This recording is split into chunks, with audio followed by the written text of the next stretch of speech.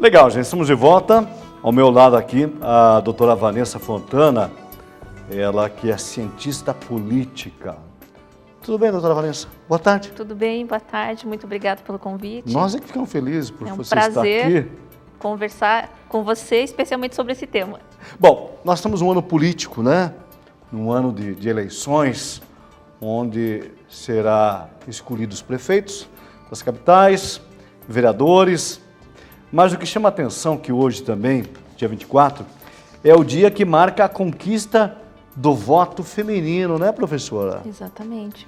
Que aconteceu, como eu já disse no início do programa, que aconteceu só em 1932, aqui no Brasil, no governo Getúlio Vargas. Interessante, parece uma contradição. A gente falando de uma ditadura civil, né, que foi o governo Getúlio Vargas, e, no entanto, você teve um grande avanço, que era uma demanda desde o final do século XIX, o voto das mulheres aqui no Brasil, e ser conquistado exatamente no governo do Getúlio Vargas. Mas tem um detalhe, só para ilustrar nossa conversa. Em 1929, antes mesmo de Getúlio Vargas decretar a lei que autorizava a mulher votar e ser votada, nós vamos colocar a foto ali, Alzira Soriano se elegeu na pequena cidade de Lages, Rio Grande do Norte, município, né? Mas um detalhe, viu?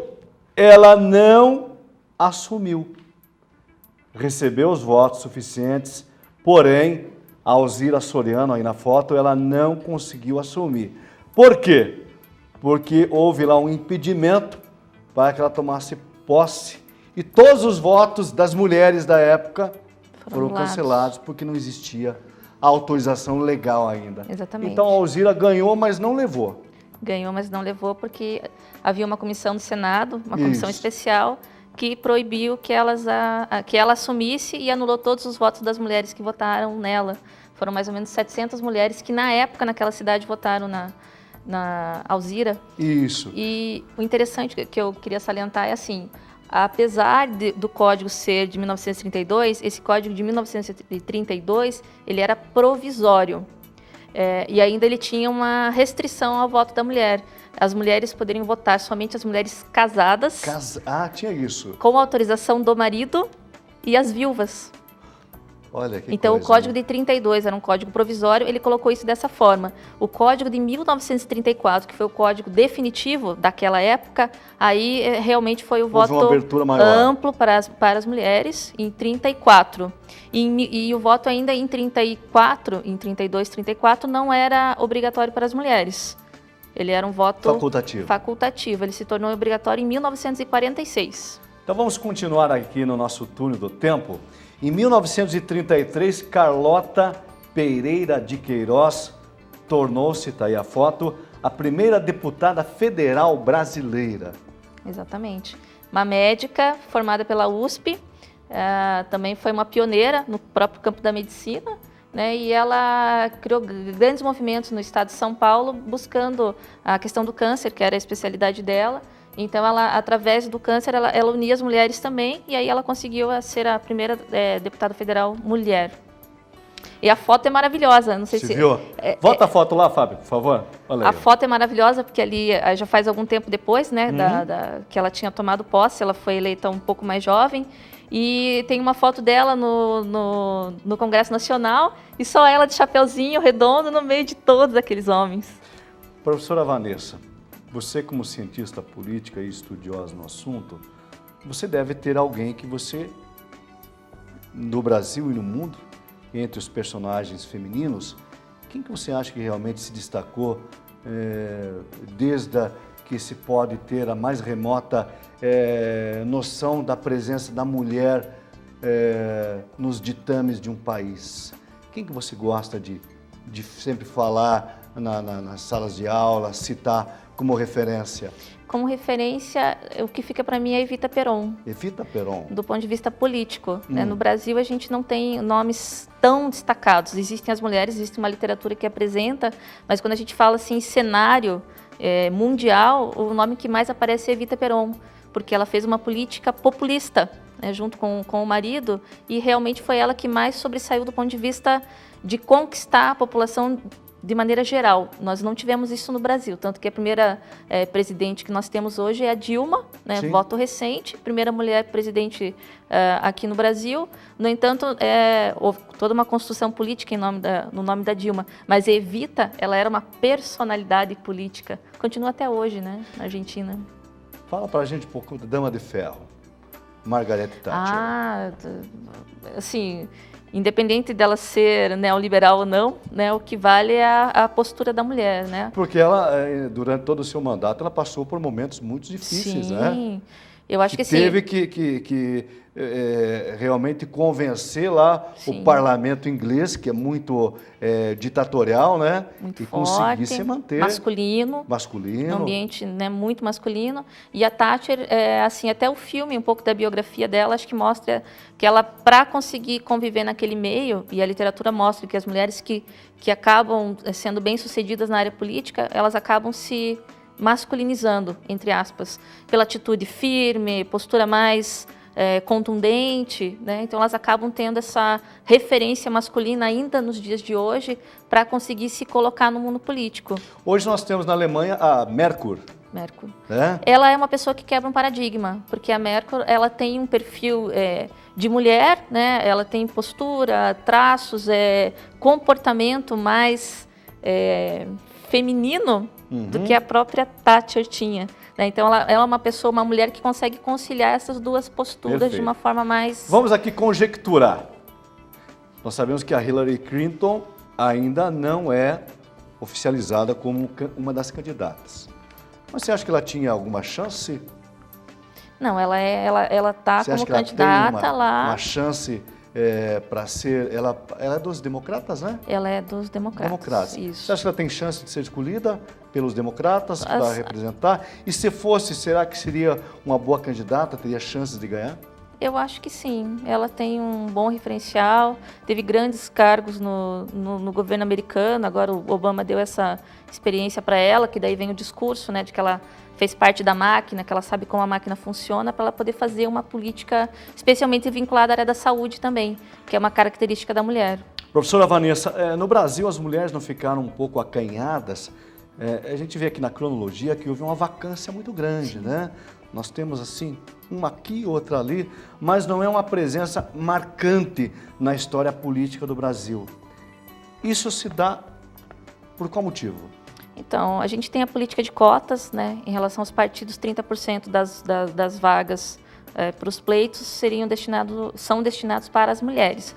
No entanto, o que acontece? Essa cota, ela é fictícia, porque os partidos, primeiro, que não conseguem preencher, e o segundo, os que preenchem... Se eles não conseguem preencher essa cota, isso podemos pensar que a mulher ainda não se coloca à disposição para realmente participar de um pleito? Eu acho que tem vários fatores, especialmente quando se fala de Brasil. Primeiro que, assim, não só as mulheres, mas os homens também observam a política como um lugar do sujo, do promíscuo, das trocas indevidas. E a mulher, ela tem um pouco mais de resistência a esse padrão. Ok? A outra coisa é a questão da própria cultura da participação política.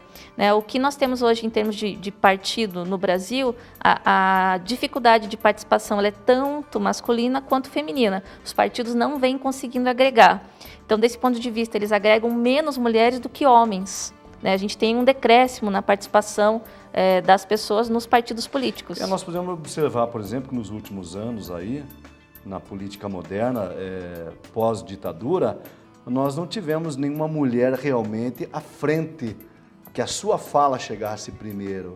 Tivemos algumas tentativas, talvez com a Marina Silva, Sim. que foi ofuscada, talvez, eu não sei se a retórica dela não fosse tão boa, tão agressiva, ou talvez devido à sua origem não deram a devida, mas foi só.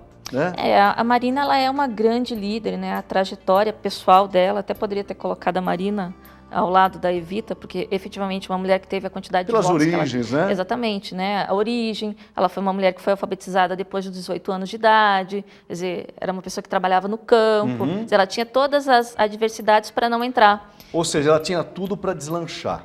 Então vamos fazer a pergunta contrária. O que faltou para a Marina Silva? Aí a pergunta pode ser respondida ao contrário também. O movimento dos outros partidos em desconstruir a figura da Marina. Como batumar, como diria Exatamente. minha avó, batumar o bolo da Marina. Batumar o bolo da Marina. É isso? É. Em 1975 ocorreu a fundação do Centro da Mulher Brasileira, que era objeto de estudos, né? Uma casa que tinha como objetivo fomentar a mulher a estudar um pouco de política. Em 1979, Eunice Michelis, ou Michelis, não sei como é que se pronuncia, tornou-se a primeira senadora do Brasil. Coloca a imagem lá pra gente, Fábio. Tá aí, ó. A primeira mulher senadora do Brasil aconteceu em 1979, Você professora. veja, a primeira mulher eleita deputada federal em 1934. 34. Quantos anos se passaram para a gente? Pois é. Né? Para nós termos uma senadora. Aqui no Paraná mesmo, a primeira deputada federal mulher foi a... Eu esqueci o nome dela. A Flora. Flora. A Flora. Né? A primeira foi a Flora, exatamente, que agora está no PV. Então, assim, no Paraná, se tudo é atrás... Aqui foi um pouquinho mais ainda. Isso ela foi eleita há 25 anos mais ou menos. Seguindo a nossa história aqui, ó, em 24 de agosto de 82, o Brasil teve a primeira mulher ministra. Foi a Esther Figueiredo de Ferraz. Daí a foto dela, ocupou a pasta de Educação e Cultura, ela que faleceu em 2008, com 93 anos. Ela foi ministra ainda no 82, final do período militar, né? É isso? 82, 83, já isso, estava na professora? transição ali. É isso? Foi a primeira ministra brasileira. Isso só em 1982. É realmente para ver como, assim, hoje em dia a mulher ela tem conquistado muito espaço, mas ainda os postos de chefia, o espaço da política, até ser cientista política, não é uma coisa muito comum. O campo político, até na academia, ele é visto como um campo mais masculino. Assim, não existem tantas cientistas políticas mulheres quanto homens. Então, vamos falar um pouco das candidatas que se propuseram a ser presidente ou presidenta. O que você prefere, professora? Presidente. A nossa presidente prefere presidenta. Eu não gosto. Eu também não gosto. Bate aqui, né? É a mesma história do mosquito e da mosquita, né? Exatamente. Olha, em 1989... Ela criou a mosquita ainda. Ela criou a mosquita. Olha, em 1989 ocorre a primeira candidatura de uma mulher para a presidência da República. A foto que nós vamos colocar aí é da candidata Maria Pio de Abreu. Ela que é do Partido Nacional. Exatamente. Foi a primeira mulher que se colocou à disposição em disputar. Tá aí, ó. A Maria Pia de Abreu, do PN, Partido Nacional. Exatamente. Bom, também em 89 teve uma outra mulher que também se destacou no cenário nacional, que foi a Luísa Erundina. Sim. Que foi a primeira mulher prefeita de uma capital brasileira. A mais importante. Sem dúvida, a capital mais importante do Brasil, depois de Brasília, né? Exatamente. Aí. E a Erundina, ela continua tendo um destaque muito grande ainda hoje, né? Como deputada federal, ela tem um alcance, um discurso feminista muito forte, tem uma preocupação com política para as mulheres muito forte, porque assim, também não é garantia, Mário, de que a mulher eleita que ela vai trabalhar com a pauta das mulheres. Né? Isso a gente vê na Câmara de Vereadores aqui de Curitiba. Nem todas as mulheres elas têm uma pauta feminista voltada... Específica. Exatamente. Né? Inclusive, até algumas tentam se afastar. Aqui no Paraná é até emblemático a própria Gleisi Hoffmann. A Gleisi não é uma senadora, e mesmo enquanto ministra-chefe da Casa Civil, ela nunca teve um discurso feminista. O discurso dela é sempre muito límpido, é muito geral, homem e mulher. Ela nunca abraçou de uma forma... como outras, como a Erundina, por exemplo, a política das mulheres. Então, não necessariamente votando-se numa mulher, será uma pessoa dedicada exclusivamente voltada à mulher. Não. Com políticas para o público feminino. Não, isso não é garantia, Ela tem uma visão macro. Exatamente. Que é o correto, né? Sim. De certa forma. Bom, em 95, aí sim, nós tivemos a primeira mulher governadora do Brasil, que foi a Rosiana Sarney.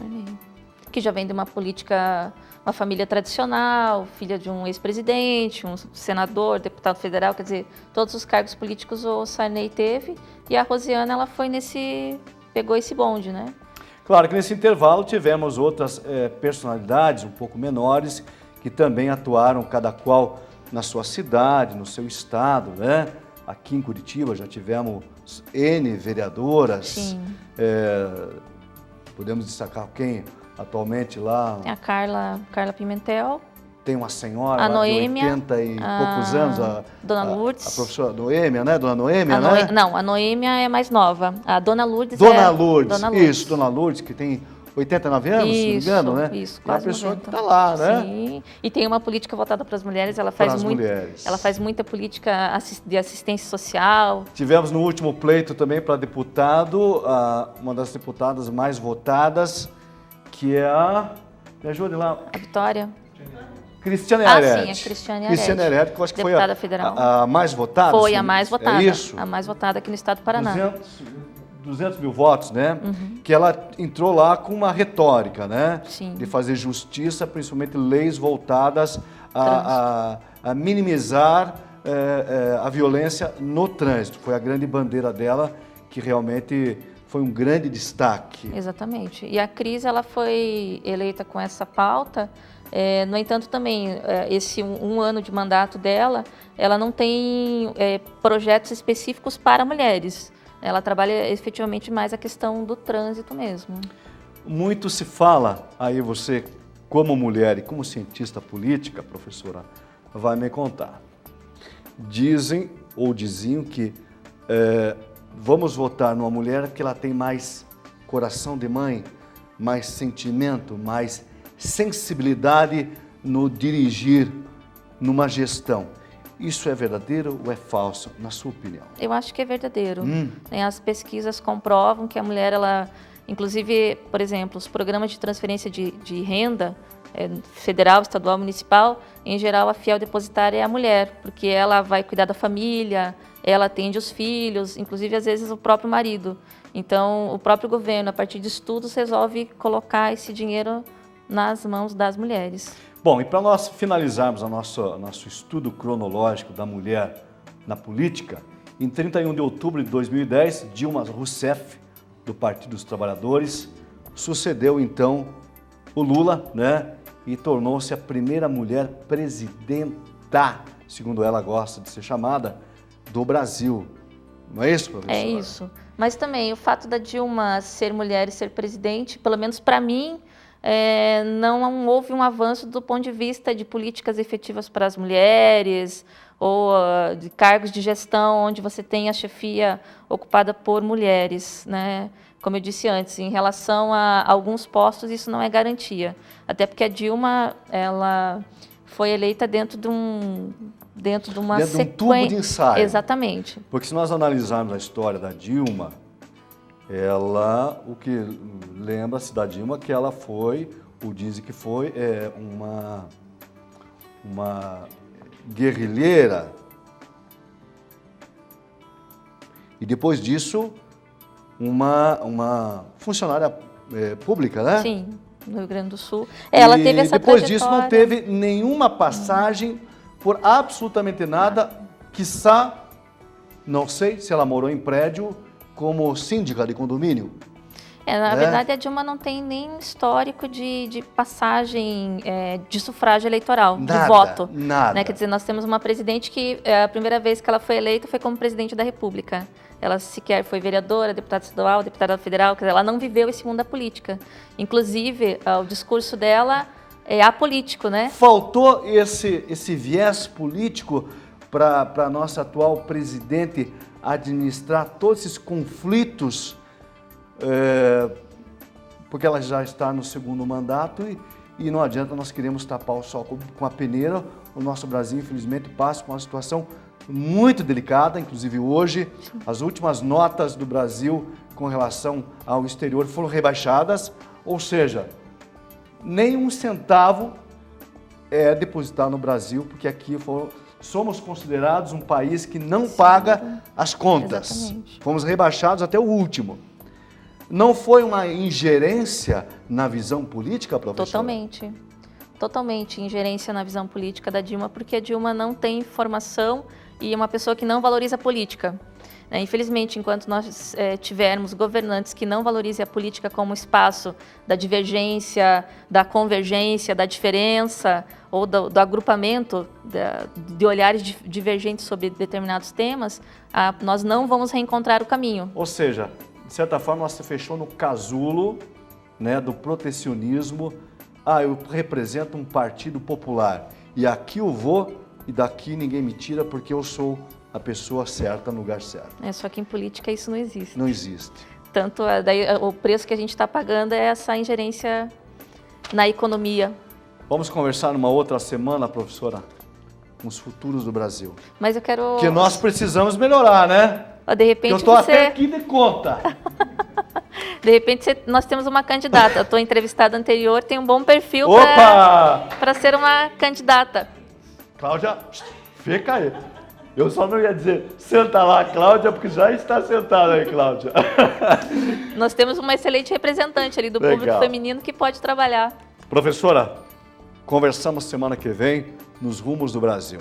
Tá bom? Muito obrigada, Marcos. Muito obrigado pela sua presença. Gente, obrigado pela companhia. Continue na Transamérica. Amanhã, 5 da tarde, estamos de volta. Obrigado. Tchau.